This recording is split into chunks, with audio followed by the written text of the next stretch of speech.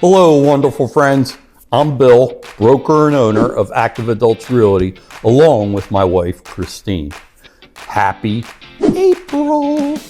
They say April showers bring May flowers, but here in Delaware, April brings some serious breathing room for our home buyers.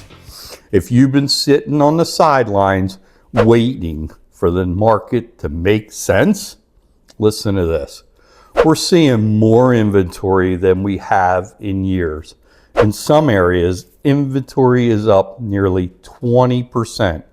That means you actually have time to breathe, time to think, and a much better chance at finding that perfect ranch-style home.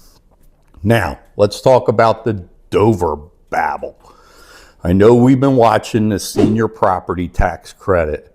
The latest update, House Bill 73, which aims to double that credit to $1,000, is officially back on the table.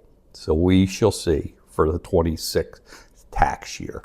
While it's still moving through, it shows that Delaware is committed to being the most retiree-friendly state on the East Coast. And for our veterans, the path to a $25,000 pension exclusion is still the talk of the town. But here is the best part of April. The weather is turning, the forsythia is blooming, and our communities are waking up along with my allergies.